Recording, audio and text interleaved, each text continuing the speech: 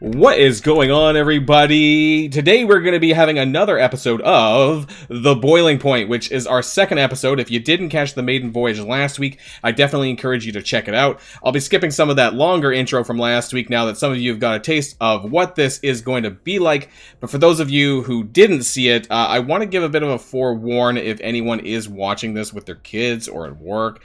There may be some swearing, although people say that I didn't actually swear enough, so we'll see about that. So today, for episode 2, we have none other than DorkyDad showing up here today to talk about all of this kind of crazy shit that's going down in Marvel Strike Force this week. So, what's going on, DorkyDad?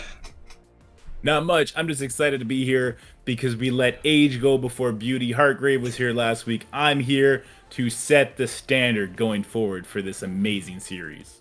And there you have it. So, without further ado, everyone, let's get this party started.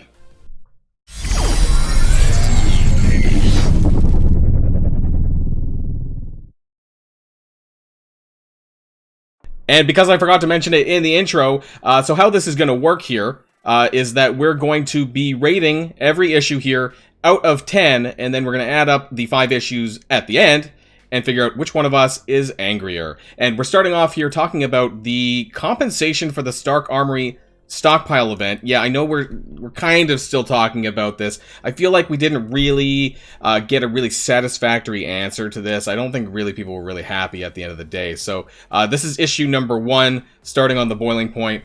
The teamwork. Teamwork really does make the dream work. Like, I feel like this just was tongue-in-cheek here. Celebrate your alliance with this special calendar. What do you think? Yeah, I mean, it's a popular phrase. Teamwork makes the dream work. It's also a horrible thing to say after people used extreme teamwork and had nothing but nightmares from this leaderboard and all the drama that surrounded it. And then you give this, and then we ask, why are you giving us this? This isn't enough. And we haven't heard back a single peep. It's like, yes, this is to compensate you for that. Okay, but like we have problems with it. And then the door slams and they gone. This was really horrific for me. Oh, well, okay, not for me personally, because we talked about this last week as well, that yes, okay, my alliance largely did not participate in it. I did actually find out that a few of my alliance members did buy the cores. The core orbs for 750. They bought like 12 of them. I found out like a few people like bought like a pretty sizable chunk of these. You know, so they did spend a lot of cores, and you know, who knows, because of the way that things were with the event, you know, maybe they might have got one higher rank. You know, yes, they spent a shit ton of cores, but you know, maybe if there wasn't this kind of issue. I forgot it's an issue, right? It's not an exploit, it's an issue. If the issue wasn't there, maybe they might have got a better rank. But 3 orbs, you know, for those people who... You got 2 to 3%, right? Or did you get 1%? 2 to 3%. Yep. Okay, yeah, I know some people got 1%, but 2 to 3%. So the difference was like 40 orbs between 1% and 2 to 3. So like 3 is like... I would find quite insulting for anyone who thought they might have got 1% but didn't because they got 2 to 3. Yeah, see, here's the problem. Because the player pool was so small, it also puts in doubt in my head if I should have been 1% anyway, based on the player pool. Which, yeah. I mean, that was a stupid issue in and of itself, so screw that. They should give everyone higher. But it's just 450 cores a day was the minimum to complete the milestones. Yeah. An alliance like mine, we went above and beyond. We hit some of those 14k boxes. I personally dropped an extra 600 cores on 2 of the days. So when I saw this, I was like, oh boy. So yeah, I mean, I heard that the top 1% might have been around the 750 player mark, like that many people, like almost a quarter of what it normally would have been for Blitz, which is roughly like 3,000-ish for 1%. Yeah. So what if they had just given everyone 1 Stark orb and then allowed everyone to rank? Well, then it would almost be like this is a game. You know, it's supposed to be fun. I don't know if that's the way. No, because that's what a lot of people suggested. Well, you know, if you wanted to, because especially after they knew that there was exploit problems, you know, so some way to maybe counter that perhaps might have been to give everyone 1 orb and thus to rank. But this is the first time where I think, you know, it sounds like the leaderboard was that small. And so you got like the leaderboard problem, but also you got the fact that barely anyone ranked, you know, compared to what they would normally. So, yeah, unfortunately, it doesn't look like you're probably getting all your power chords back here with 450. And I don't even know if this 500,000 was really worth it now that we had stuff like the web milestones online, right? These new, you got like 1 million there somewhere from that. So this gold is nothing. Yeah. the 3 orbs does not, unfortunately, probably make up for, you know, even for some who may have got, you know, those extra 40. But hey, technically I got 3 for almost free. Yeah. I'm happy I guess I should be happy, right? That's what people are going to say in the comments. Boilon, you didn't participate in this event, so you should just shut up and get your free rewards, right? You know, that's what everyone tells me, you know? So, yeah, okay, I will take my 450 cores, but hey, I'm still going to be... I'm gonna be a bit salty for other people, though. That's how I feel about it, too. For me, I'm like, hey, it really sucks that it didn't work out for us, but I'm more upset that I actually lost in-game friends that I played with for like a year plus, because they just felt the integrity was gone and they walked away. And, you know, Remenex did the same thing and he didn't come back because they didn't make it right. This calendar does not make it right. Yeah, I think we'll have more to say about that probably in some of the coming up issues as well, to talk about some of these problems that we have. So let's round this up then. So at a Boilon Boilon boiling point out of 10, what are we starting off with here today for you? This one is a really sore subject because I did lose friends on it, so I'm starting pretty high on you. All right. This is a 9. When I saw this calendar, I literally dropped my phone and just went and did something else for the rest of the day. I didn't even look at the Envoy chat. I was just done with the game after seeing this. So for me, I you know, because I didn't engage with the event as heavily, though, but because of all of the other problems surrounding this, a lot of the other issues that we've had to deal with since then, I'm going to give it an 8. Because, you know, if I would probably be right up there with a 9 or a 10 if I was someone who engaged with it properly, but I didn't. However, I've had to deal with all the other shit, you know, outside of this that has to do with, you know, just exploiting and problems in general, issues in general. And, you know, it's not fun. So it's getting an 8 for me, a 9 for DorkyDad. Let's move on to issue number 2. We're going to be talking about, well, leaderboards. So let's jump in there. All right, so here we are with a data mine for the Morbius event. This is issue number 2. This is all about leaderboards. And now the reason why we're talking about this is just because there's a lot of them. And you know, I was trying to think about when this started. And I'm pretty sure it was the Icarus event, maybe, where they really started kind of using this leaderboard fashion as far as like character events go. So we had one for Icarus, and then we had it was Echo. It was Magic. Did Magic have one? I can't remember now. I definitely know Icarus had one. Yeah, Icarus had one. That one was more generous because that was the energy that you got the currency on that leaderboard, and that resulted in you buying shards or whatever you want. Typically, it was shards. And oh my god, you can buy shards? That's a crazy idea. Yeah, I know. You could buy shards out of the event store with the leaderboard currency that we got from that. I was just trying to think from the winter patch if we had one or not. I think we did. I just this is bad for my video because I can't remember and I should have prepared better. I thought I don't know if Magic had one or not. Well, there was timed leaderboards on the Pocket Dimension. Yeah, okay, that's true. And then there was Avengers Tower, I guess. So we had Avengers Tower as well. Maybe that's what I'm thinking about. And then we had round 2 of Avengers Tower, and then we had more recently Echo, and then now we have this patch has quite a few because we had an Avengers Tower, we had Echo, we're gonna have Morbius, and I feel like I missed once, and right in the Scourge event, but that's next patch. But you know, the point is here, and why it took me so long to get to this point. Was that we're having them more frequently than we did before. For better or for worse, it just, you know, if they can clean up some of the problems, I guess I wouldn't have as much of a problem with it, but it depends on the context too. You know, each event is slightly different in terms of what they're asking as far as the leaderboard goes. You know, like, sorry, the Stark Armory stockpile. So that's the 4th one from this patch. I forgot because we just talked about that. So, you know, I guess it depends on the context of the leaderboard. What's at stake? You know, how do you rank these kinds of issues, I guess? So, like, yeah, we talked about this beforehand. So, how are you feeling about this? Are there certain issues from, like, certain events that you found more challenging than others or a bit more difficult? So with leaderboards in this game right now, there's two different types of leaderboards. There's the TCP measuring leaderboard that you have in Blitz, kind of that you have in Tower, that you're going to have in the Scourge event. And then there's the spending leaderboards that we had in the Scourge event and in the Echo event, and the Thanos Giving event. You mean the Stark event? And the Stark event as well, yeah. So there's spending leaderboards, and then there's TCP leaderboards, so I guess path investment, whatever. So are you okay with all of them? Okay with some, less so others, or like what's... I'm a whale. Yeah, I'm good compared with to me. Yeah, TCP one. I barely the spending spent, ones are insane.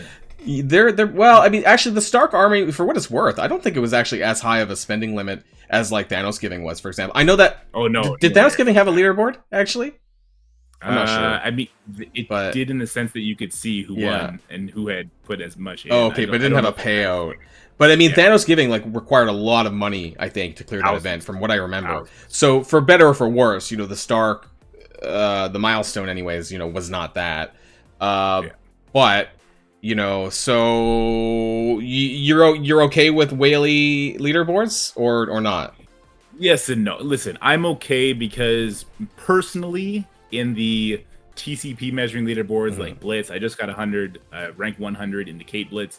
I'm gonna be okay personally, but I don't like that it just furthers the gap between the high end players and the mid players who are growing.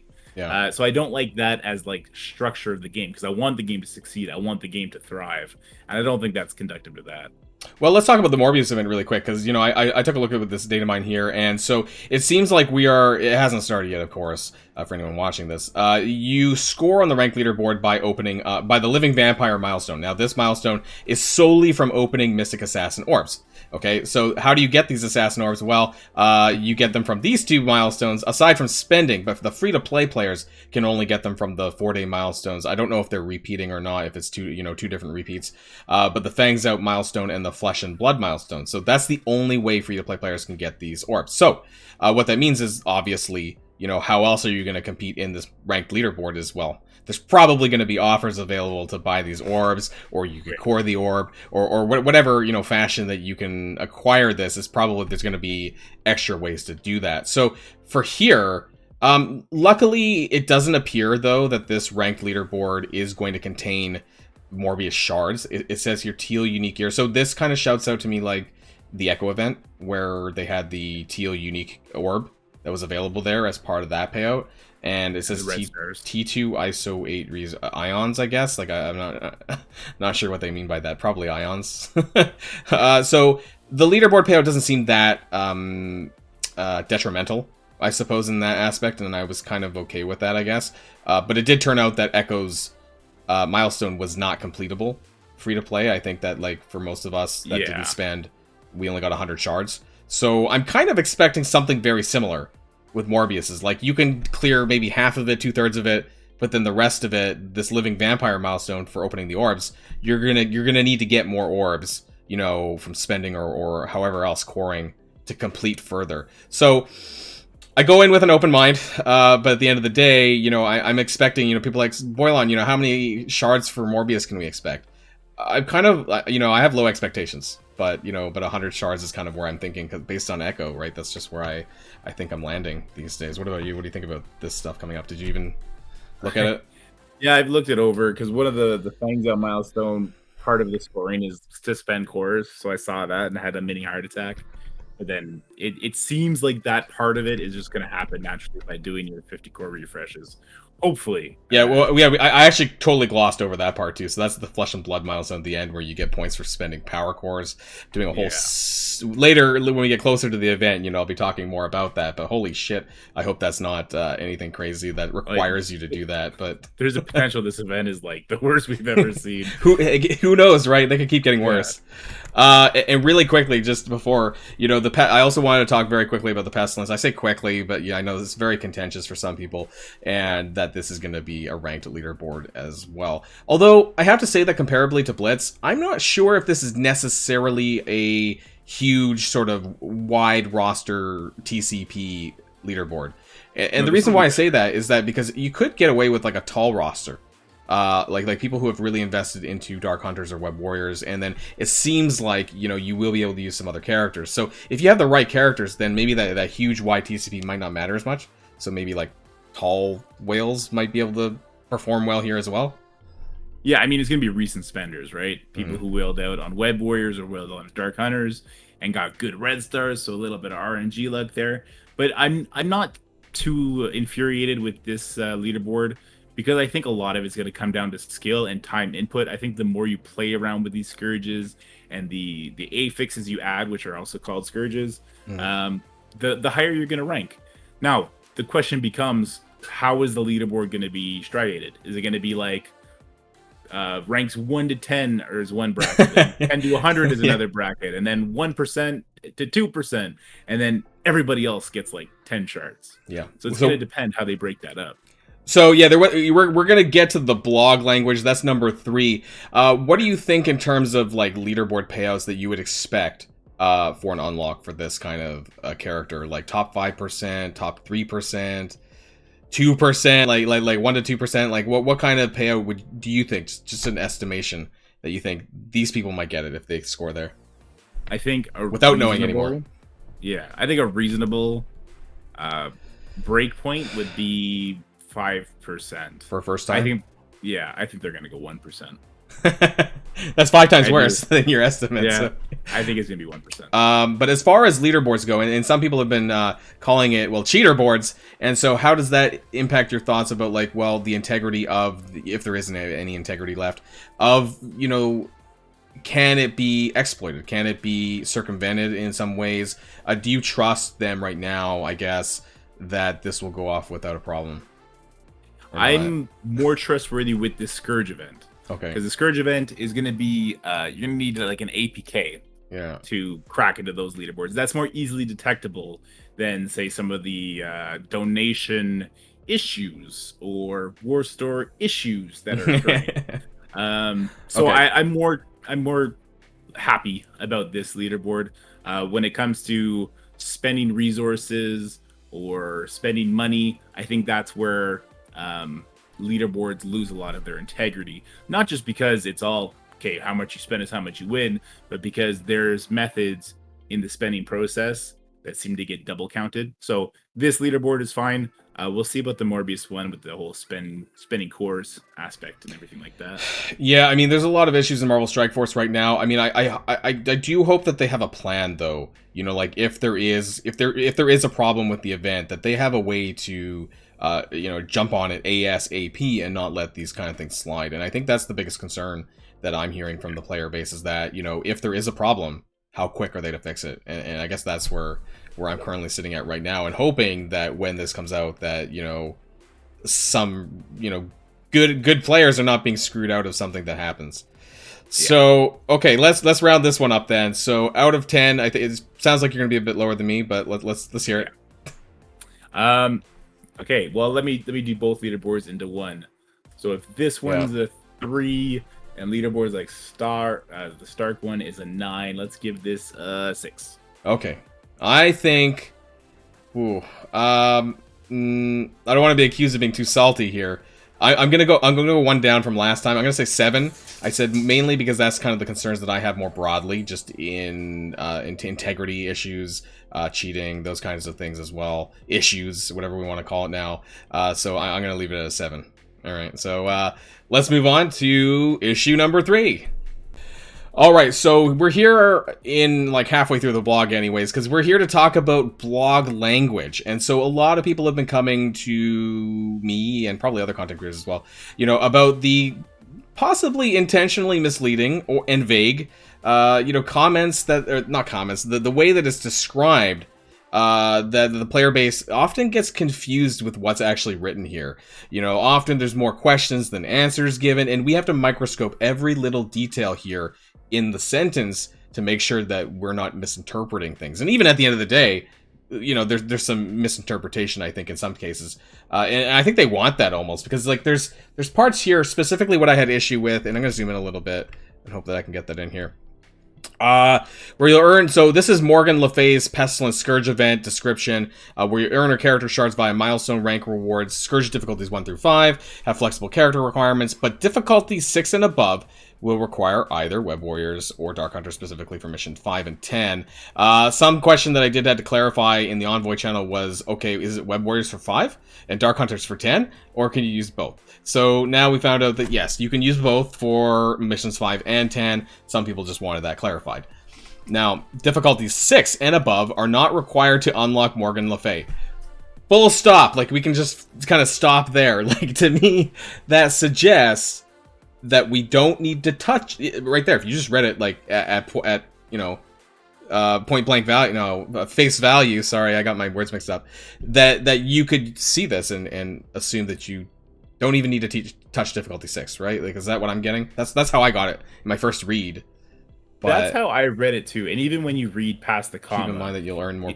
Yeah, it just says you'll get more. Yeah, so right. In my mind, this says difficulty 5. Completing difficulty 5 will get you the unlock, which suggests like 5-star, I guess. Yeah, or maybe this character unlocks at 3-star. Yeah, possibly. I don't think they have a hard rule that legendaries have to unlock at 5. Thoughts? Do you think there's gonna be 5 though, or do you think it's gonna be something else? I think if they're going to be giving it to more people, it's going to be 100 shard unlock. That would be really generous. Like they've never done it before, and and I guess when we see this for the first time, it'll probably also tell us what's going to happen for every other subsequent horseman. I would assume would probably be very similar. You know, unlock shard level or whatever. I guess she just looks so fucking powerful that I was like, are they going to give her at a 3-star? Are they going to let you unlock her at a 3-star? Like, holy shit. She's spooky.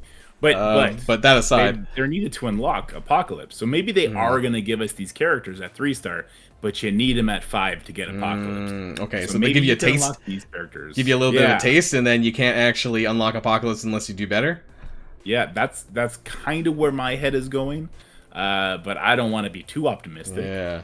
I mean, in either of these situations, it's quite interesting what's being suggested in that way, you know, because it is, you know, it's an arena meta team, right? So if it is a 3-star unlock, you know, and maybe you can, you know, unlock it around, you know, difficulty 5 or 4, maybe 4 with Scourges possibly, you know, then that would be quite interesting. You know, more people will have a chance at that. But if it's not, and so the issue that I have with this is that while it's not required to unlock Morgan Le Fay, you know, maybe what they're saying is, yeah, okay, if you run difficulty 5, you will unlock her after 4 runs of the milestone. Like, what does that really mean, right?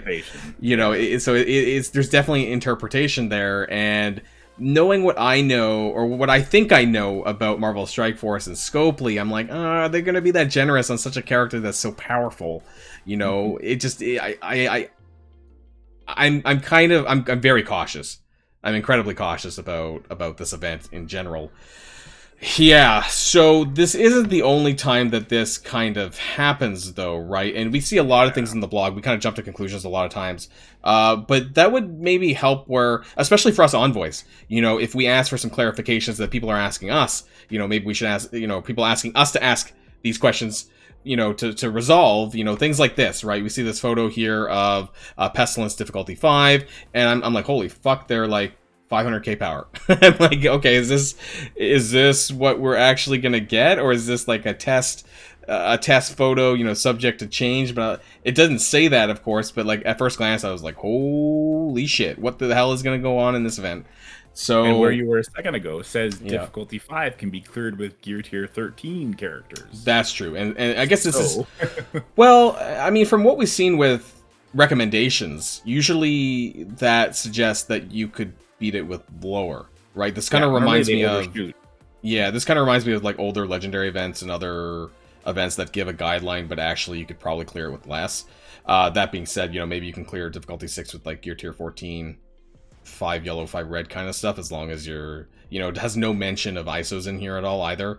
Recommendations for red stars or ISOs, so to me that would suggest that maybe I could do this with gear tier 14 plus, you know, and as long as I you know, because there's a bit of skill element involved in the Scourge event, I would say, you know, that because if you play well and you know your characters, that kind of stuff, then you might perform better than someone who doesn't, you know, so there's that aspect of it. But I think more broadly, though, And not just for these long blogs, but also for some of the shorter ones. You know, the availability, character availability. Sometimes they're unclear. Events are unclear when they start, or they're on the wrong dates. Sometimes they just flat out have the wrong dates in the blog post. So a lot of this just comes down to, is what we're reading actually what we're getting? Is it accurate? Also, do we need to? How much of this do we need to clarify?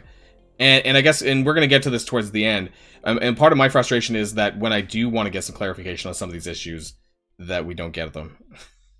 Yeah, there's that. That's a thing that happens. Yeah, a lot in the Envoy channel. We're going to get to that towards the end, though. Yeah. But just if you scroll up right where you are on this page, above further, these, you know, right here, these pictures are so confusing to me, and like you said, I think they need clarification, because this one says difficulty 5. 8 Scourge, 423,000 is your expected point total. Yeah. And then if you go up, it shows difficulty 5, expected point total, like 1.9 million. Oh yeah, wow, yeah. And then it shows 500 characters, and I just... Oh yeah, that's really interesting, actually. Yeah, I didn't notice that. I wish they would specify, like, hey, these characters may look like impossible to beat, which they would be at that power level, but maybe it's it's a fake power level because of the Scourges. Like, maybe when you put on whatever enemy characters spawn with, I don't know, counterattack, that gives them 100k damage for no reason, or 100k power for no reason, just to make it look scary. I like, and we've asked that, so it's like, like, what's going on? Yeah, I mean, I just think that there's so especially for these last two blogs, the one from Friday and then the Road Ahead one, I think that there were a lot of questions that still remain unanswered, like I said before, and they haven't given those answers to us. And that's part of the frustrating thing, is that, yeah, you know, they have to, like, they have to ask a ton of people before they can even post this stuff, and so to then tell us, you know, some of these issues, they probably can't even tell us. You know, it's a whole process, and the clarification process is very difficult. So it's a little bit frustrating, especially when we're trying to really pin down some of this new stuff that's coming, and even some of just the mundane stuff, as like event dates, you know, character availability. When they say, I don't know, so and so is going to become farmable, and there's like a bug around that, or, you know, even just things like that, you know. So I don't know. There was an event, and just to really touch on this, Invisible Woman, it was in the blog, I think, from this past blog, was supposed to have started on Saturday, and then the date here, the start date, March the 5th, that was on Saturday, and events don't start, legendary events don't start on Monday. Sorry, they start on Monday, not on Saturday, so I'm pretty sure this event did not start as scheduled on Saturday. I mean, we probably don't need Invisible Woman, but some people might, so the fact that they get the dates completely wrong. And also when they mentioned, what was it, the event for Dr. Voodoo also said March the 9th, which is on Wednesday, and it is on Thursday in the game. Yeah, so in-game is Wednesday. Things like this. I know it's very mundane issues, but also Gear Explosion. Did you know that this one here was not just Origin Gear, but included random Gear 15 and Gear 14 minis in Doom War? Doom Raid, sorry? Doom War. One of my favorite content creators who gave me the tip to go farm that Mystic piece on Doom 4.8. Are you talking about me? Because I put out a shout out on my channel. I was like, hey, by the way, you know, Mystic, I think it was 4.8 and 4.4 or something like that. It had like triple G15s. I was like, wow, okay, but it didn't suggest anything in here in the blog, and it wasn't consistent. So I don't know, one of those another MSF F-ups. So this time I guess I benefited it. Hey, we take those. Yeah, we take those. I didn't report those ones. You know, gotta take it where you can. Okay, so blog language out of 10. Let's vote. Could it do better? Probably, but how much does it frustrate you though? I hate reading as it is, so when I have to read things over because they're ambiguous, it gets me really upset. Okay. 7. That's a 7. Really? I was like, okay, I thought you were going higher. I'm really upset. I'm gonna go with an 8, but that's because I just get frustrated with having to clarify various things with the Envoy channel and then not really hearing anything about it. So it's like, well, okay, it says one thing, but it's not actually happening, or it's not how it's supposed to be. So that bothers me a little. It's consistency. They need to get more consistent. All right. Okay, issue number 4. Let's move on. And starting at number 4, issue number 4 here, we're talking about mystic characters. Specifically, we had the information from Friday on the blog that we're getting Morgan Le Fay and the Darkhold team, which to me suggests a mystic team. Who knows if they'll all be mystic, but they might be. We're getting at the very least her and Scarlet Witch, who is obviously a known mystic. And we might get 3 more. That on top of the Dark Hunters, who we're needing to raise for the Scourge event for Morgan. And there's been lots of other pretty recently good mystics as well. I mean, Cersei Nicholas was in November. You'd have to be... I wanted to say you have to be stupid not to gear them. I don't want to call people out in case someone didn't gear them. But yes, they were really powerful for the meta. Honestly, they still are anyways, and you probably should build them if you haven't at this point. Anyways, because they're still really good. But yeah, there's a lot of mystic characters. How's your mystic gear doing? Because I'm not sure how well I'm doing at this point. I've been farming mystic gear since late November. I'm gonna have just enough to bring Morbius up. Actually, I think I still need 15 more gear tier 14 pieces of just the purple beam. Yeah, I'm really... but then I'll be empty. I'm really scared because I haven't hit T14 yet on any of my Dark Hunters, but I think I'll need to. I'm prepping my Dark Hunters for the Scourge event right now. I think, and this is a different video topic, but I think that you'll probably need both just to make sure that you're gonna get the points that you want to get for this event here. And yeah, I need to take Ghost Rider and Elsa to 14, and then I don't know if any of them are going to go to 15, and then there's Morbius and Dr. Voodoo.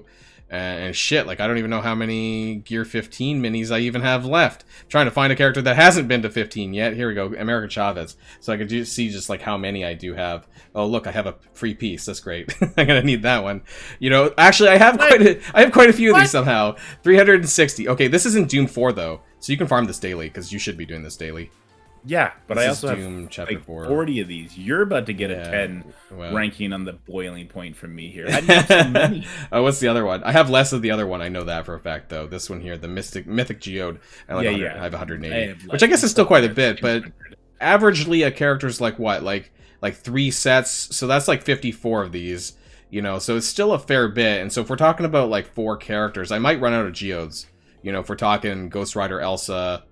I don't know if they'll all go to 15, because I don't know if they all need to go to 15. But... you bring up a good point. My entire team's level 15. At least 14. But if you're going all 15, then yeah, I could probably do the Dark Hunters, and then I'd be fucked for Darkhold. I would have nothing left. I would have none of these left for Darkhold. So, how do you balance this? And it must be harder for someone like you. I say that because I know that you're bigger into war, so maybe you go the extra mile on G14 and 15s than I do. So more broadly, even just Mystic Gear, but how is your Orange Catalyst or Superior Basic Catalyst? What's going on there for you? I'm farming them up right now for when Morbius drops, and when I bring up Morbius, I'll be back at 0. I basically maintain 300 SBCs, and I still have a decent chunk. But yeah, I mean, I'm concerned. I'm still concerned just in case, because I think a full G15 character is 1,500 to 2,000. 2,200 for Morbius and Voodoo, so I assume the same for Darkhold. So that's what I'm scared, that jump from 14 to 15 with any of my Mystic characters, not only just in the SBC front, but also the the Mystic G15 minis. I did have a shit ton of those Psionic Essences, but for the Mythic Geodes, it was half as much, so I'm a little bit concerned that if I gear too many of these, but then I need to gear these to get to Darkhold. And then we haven't even started talking about Darkhold, because I might not even be able to gear them, right? The arena meta that I might not be able to gear because I'm fucking out of Mystic gear. So we got to assume it's going to be Mystic, right? Because we know Agatha wasn't a data mine. We know they've already said Dark Doctor Strange is around the corner. Yeah, so I don't know. Is he going to be? Yeah, he's going to be skill. He's very skilled in the mystic arts. Yeah, so true. They'll weave that around. Maybe no, I don't know. I doubt it. But best case scenario, it's WandaVision. Best case scenario, it's Morgan. It's Wanda, Vision. Agatha. Vision's being reworked to be in there. No. He needs to No. stay in the scrap pile. It'll be Wiccan and Speed, and they'll be mutants for some reason. Uh, Because it's either mutant or mystics. That's the only kind of characters we get in this game. Yeah, Everyone just needs to accept but it's just back to back like that, you know. And it wasn't too long ago that we got the Eternals, and those are two that almost everyone built. And so it just feels like they're really saturated right now in Mystic characters. You know, I have like a little bit of like a Dark Dimension character sheet, and I organize it by origin, not by location. And then like, holy shit, there's a lot of Mystic characters that people are considering, and I'm like, okay, I need to take a step back because there's too many of them, and I have to like, okay, I can't do all this, whether it's gear 15 or 16.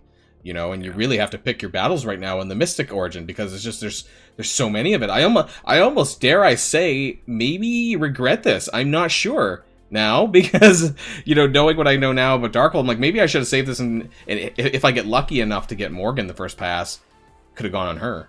And I'm like, well, I don't think you'll regret that. I mean, he's still an amazing character, but it's just like, because Mystic is just becoming such a gear problem that I'm like, oh boy, maybe I should have not click that button. But I'm curious what other people have to say about and where everyone else is sitting in their Mystic gear. Are you going to build Dark Hunters for the Scourge event coming soon? We do have about a month and a half, I think, probably, until that event. So there's that, at least, so it does give you time to recoup whatever you've spent. But yeah, characters in the way. I was originally intending on skipping Dark Hunters, like, because I'm not big in war. A lot of people know that, and so now that I'm kind of forced into it because of that event, well, it's no longer a pass for me at this point for gearing. So I know that you were going to do it anyways, because it was you mentioned that to me, and they do look pretty cool. They're fun. It's just a war team. Well, I mean, it's not anymore, right? It's a Scourge event team, so who knows? So you get to use them outside of that. Anyways, let's rank this out of 10. Your Mystic gear supply, general Mystic characters, too many. Where do you put this for you? I'm in control of this in the sense that I pick to farm it. I'm obviously not in control of how many I get daily, which is pretty small. But because I could put my energy in towards this, it doesn't aggravate me. I see the problem. I see myself putting myself in a bad situation for Darkhold when they come out. But I also see the solution. It's not ambiguous to me. This is not a big issue. I'm gonna lose this now. I'm giving this a 1. 1. Okay, that's okay. Mr. Hargrave, I think, gave a 2. That was his lowest score last week. So I'm gonna put this. You know what? I'll be a bit more nicer on this. I'm really frustrated that this is happening, but I'm gonna give it a 5. And that's because, yes, it's in my control, but I'm also concerned, like, if I don't know, hit G14 or 15 on one of them, I'm gonna like regret that, either because I didn't need to do it for the Scourge event, or I don't have the gear then anymore for Darkhold. So that's where I'm sitting at. Let's move on then to the final topic of this day. I was gonna say this evening. We're recording this in the evening, but you're probably gonna be watching it in the daytime. So let's jump on over there. Okay, so for the final issue, yeah, okay, I need to stop calling it an issue. The fifth topic that we're here to talk about here, I'm going to be on Reddit, because we're here to talk about the community managers, but also kind of our dealings with them and what we think about them for what they do publicly, what they do privately with us in the Envoy server, and some of those kind of things. So they're the people that we rely on for information for the community, for the public, but also we need them to clarify issues and topics that we have, in the Envoy channel. So I know that you're a little bit newer to the channel, and to be honest, I've only been there since like end of October, really, myself. So I've not been in there as long as some of the other content creators have. But yeah, so give me your first impressions of when you joined, and then now, and then how you feel about that and all that. When I joined, there was like a huge wave of people getting added, and we were immediately given like a meeting to talk about Dark Hunters, and it felt very involved. Since then, it's felt like a clubhouse for content creators to talk to each other. And when I say content creators to talk to each other, I mean it feels like a clubhouse for me and you and McMull and Tana and some of the non-English speaking people to talk to each other. So I don't know. Yeah, I know. I will say that's somewhat accurate there. I mean, like I sometimes I feel like we're just talking to ourselves. And maybe that's what you're getting at as well. That it's just like, it's not, it doesn't feel, maybe it was before I was there, you know, but it doesn't really feel like a two-way street a lot of the times. It feels like, okay, we're raising a concern, or we're reporting a bug, or something's gone wrong and we're reporting that, and they either acknowledge it with a eyeball emoji. That's what Lori does. And, you know, I have no problems with Lori, by the way. You know, I think she's doing the best that she can because of her, and to be honest, her role isn't really entirely community manager anyways. She's influencer relationship manager, Lori, right? So she's partially to do with us, but then she's also there to kind of, what from my understanding is that she's out there to find sponsors, I guess, to from other content creators like outside of Marvel Strike Force to sponsor Marvel Strike Force, you know, to play it or whatever, to show that. So Cerebro is kind of the main one there. I'm 95% certain that Cerebro is her boss, and so a lot of the times that these things can't be even mentioned without either approval by Cerebro, but often what Cerebro can say has to be approved. So even that becomes an issue. So for the higher ups, the hierarchy of communication is so complicated that often, well, it feels complicated. Yeah, I know. We don't know. I'm assuming it is, because that's how long it takes for us to get word about that. And so from what I understand is that, you know, these comments here on Reddit don't, for the most part, need to be confirmed. I think that he said that, you know, sometimes it's quicker for him to make these comments here on Reddit than to make a formal post, like on one of the blog post type things. And I get that, but like, it shouldn't be for us or the public to have to dig around in Reddit to find a post in another post, you know, to get some clarification about something, you know? And then there was this post that came out, well, as of recording, it was this evening anyways, or earlier in the day. Blitz Sim Fix looking for feedback. So, you know, sometimes he does do that he does make these posts, you know, and he does communicate, but like, I just feel that there's something lacking, you know, and there's a lot of frustration in the Envoy channel, right? Like in the Envoys, you know, that we just don't feel like we're being heard half the time, and maybe it's not their fault, but they're the ones who communicate with us. And so unfortunately, you know, there's not much left for us other than to think that, yeah, you know, it's their job and they need to, are you know, what's the point of the program? And a lot of people have been asking that as well. You know, and it sounds so grim because, you know, you just recently entered the program and now you're like, wow, there's a lot of shit here to unpack. But you know, there has drama, but there have been posts by other content creators, you know, videos and whatnot, you know, kind of questioning the point of the Envoy channel part of the time, you know, because we feel like we're glorified bug reporters.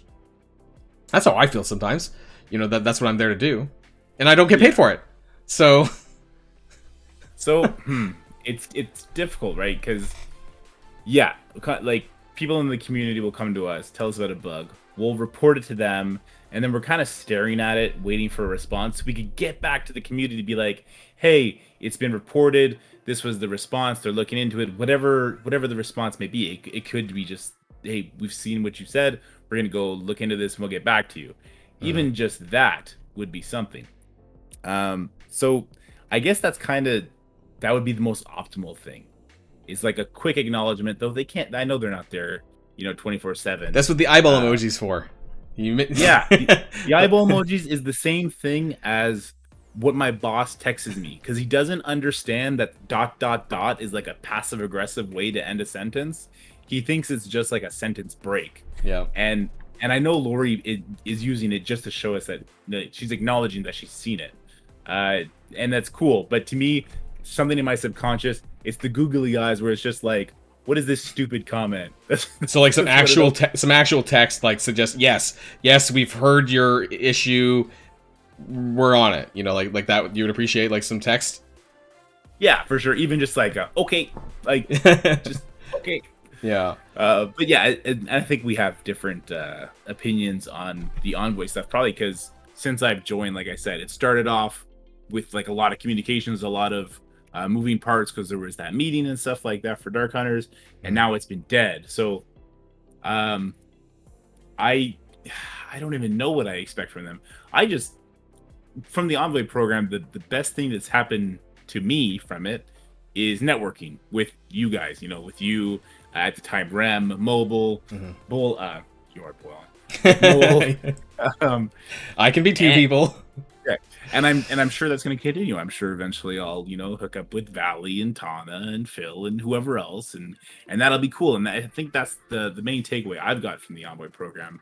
But I just don't, because people think that we are messengers. They think that we can get some kind of change, and I don't feel that. Yeah, I mean, I think a lot of what you mentioned there with the networking part, that was an indirect, thing of the Envoy program. That wasn't like, it's not the main intention of the Envoy program, and I think a lot of that has been lost. Some people are asking kind of like, well, what is now the main intention of the Envoy program? And I guess I'm not even sure. Because I had this, we probably both had an interview with Lori, and like I don't know if I call it an interview, but a call, and I honestly can't remember some of the things that were brought up on that, and that's mainly on me. But like I guess I don't know what I was supposed to expect back then compared to what I am expecting now. And from when I talked to the others, it feels like it was more clarity before about what the Envoy program was designed for, and a lot of people are kind of losing sight of what that is now. That's the feeling that I'm seeing. I did it more recently, and I can say, well, I don't know how much I should say or am allowed to say. Or I'll just say that at no point in the conversation I had with Lori did she suggest that I would be, let's say, instrumental in the bug fixing process or the opinion taking process. That no, I mean that's a side thing, I believe, because really, as the name suggests, we are some sort of conduit, I suppose, between our communities and the devs, and that's what I felt it was supposed to be. But that's when you get to the communication problems, and that's when that breaks down. And that's when you don't feel that what you're saying or communicating is getting through to them. I think that's the building frustration part, at least right now, it would seem. So we could have different opinions than what they have as far as what our message as an envoy. Sure. It could be our message as an envoy is, here's a Cosmic Crucible playtest. Go tell them what you think about it. Yeah. And then, I mean, that's advertising for their new mode, which I'm sure they like. And we did that. Yeah, it's content for us, which I know we like. We did that too. And then hopefully at some point in their feedback that the communities give reaches the devs, and that helps them shape how the game evolves. I think that's the optimal way for the Envoy. I don't think they expect it to be community members say like, hey, I need more orange SBCs, and we bring that to the devs, which I have done. Yeah. And all of a sudden it's like, oh, the community member said we need more SBCs. I said we need more SBCs to the Envoy chat, and now we get more SBCs. That's not the way it works, unfortunately. No, I mean, I do want people to kind of understand, though, that for the most part, especially when it comes to negative aspects of the game, bugs, event issues, things like that, for the most part, we do our best to try and communicate these problems to the Envoy channel, whether or not they hear us or acknowledge us is a whole separate, can of worms. But, I would like to think that most of us, do our best to sort of make Marvel Strike Force a better place, as much as we possibly can. And at least for me, I can say that it's sad and maybe pathetic, but I spend maybe about an hour to an hour and a half of my day sometimes, dealing with some of these issues, whether directly or indirectly, and so I do spend a good deal of my own time on a daily basis, trying to make things better or improving, Marvel Strike Force for everyone, even though some people may not know that. I just wanted to throw that out there, a little bit of a self pity. I don't know if it's pity. I have way too much free time sometimes, but we're gonna wrap up there, being Boilon's pathetic. So let's rate okay. I don't know, what are we rating? We're rating. I'm gonna rate communication, the Envoy program, and all of this kind of in one. I know that was a tough one. Okay. So just our general feelings, how we feel about things now as it sits. For me, I'm going to go first this time. highest means it's bad, of course, right? So, Yeah. I'm gonna give it a 7. I'm not unhappy, but I really do feel that things could be better. Some more clarity around exactly what the expectations are for us now in terms of like, you know, if it's changed at all. You know, what do they want from us, kind of stuff, and what can we expect from them as well in a two-way street. So, yeah, some more clarity would be great from them. Okay.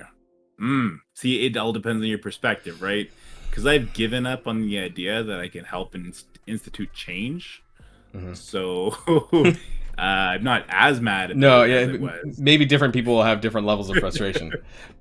But no, yeah, I mean, you know what happened this weekend as far as like the playtest stuff goes that I was involved with and that I felt very stressed about, and that all stemmed from a failure of communication that we were begging for answers before a certain time. I totally forgot to even talk about that. You know, we didn't really. I should have touched on that actually. So that's my bad. But the Cosmic Crucible stuff, I think, is definitely some issues that we had with communication. There was a breakdown of some people out there, you know, felt that we were circumventing the NDA. You know, Scopely didn't come to me and tell me to take down my video, and I doubt they did it to you either.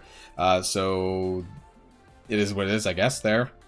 But it could have been better. And the reason those videos were posted before the officially, well, I guess officially, we were never told the official time. We were just told when it's over, it's over.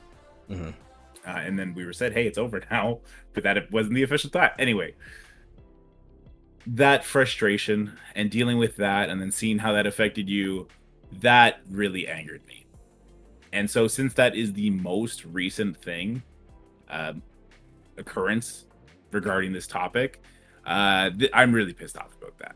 Because I was trying to be with my family and dealing with this, and I had asked for clarification the day before multiple times. That's a 9 for me, because yeah, I didn't appreciate that. There we have it, 9 from DorkyDad. Maybe he'll be able to make up for that 1 from the previous topic. So what we're gonna do here now is we're gonna add it all up, come back, give the scores, and give our concluding statements. All right, Ed, we're back. So we've tallied up the scores, and I have a 35 out of 50, which is a 70% rank, and DorkyDad has 32 out of 50, which is 64%. We all passed. I passed a little bit more, apparently. One of these days, I'm going to lose my own show. And I want to. You know, it's 3 points away from a tie.